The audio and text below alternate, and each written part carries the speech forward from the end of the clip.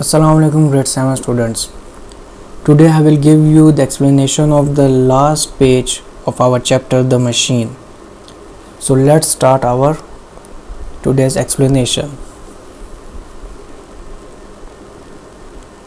There were buttons and switches everywhere, buttons to call for food, for music, for clothing. There was the hot bath button, by pressure of the which a basin of marble rose out of the floor filled to the brim with a warm deodorized liquid. There was a cold bath button. There was a button that produced literature, and there were of course the button by which she communicated with her friends. The room thought it contained nothing, was in touch with all that she cared for in the world. Vishti's next move was to turn off the isolation switch, and all the accumulation of the last 3 minutes burst upon her. The room was filled with the noise of bells and speaking tubes.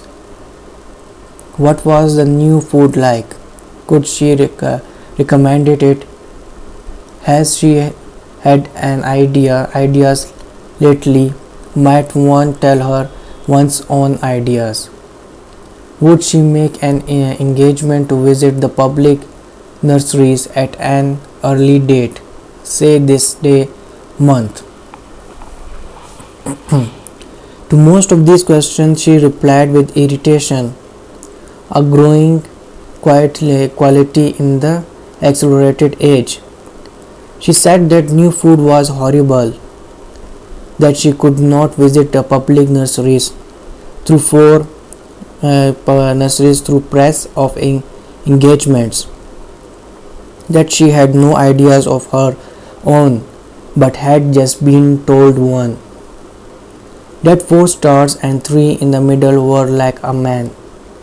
She doubted there was much in it. Then she switched off her correspondence, for it was time to deliver her lecture on Australian music. The clumsy system of public gatherings had been long since abandoned.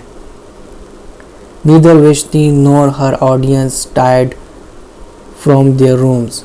Seated in her armchair, she spoke, while they in their armchairs heard her fairly well and saw her fairly well.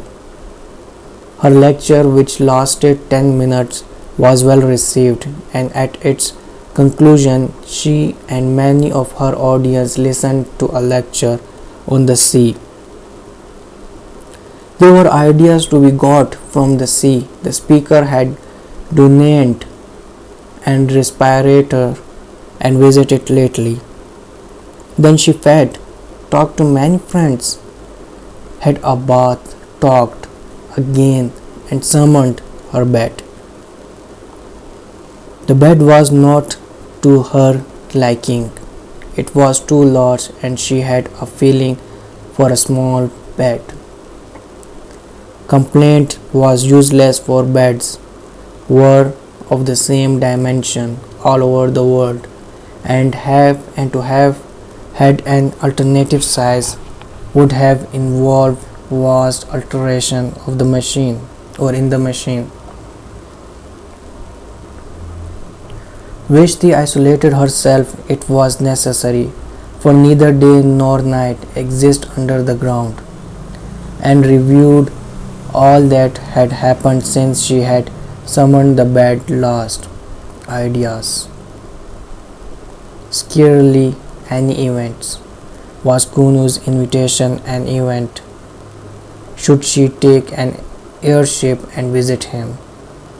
So this was our chapter about the machine.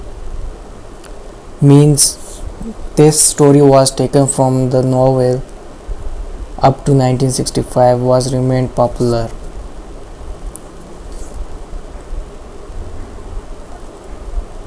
Means this was about the life underground and relies on a giant machine to provide their needs. So in my next video I will give you about the about our next structure.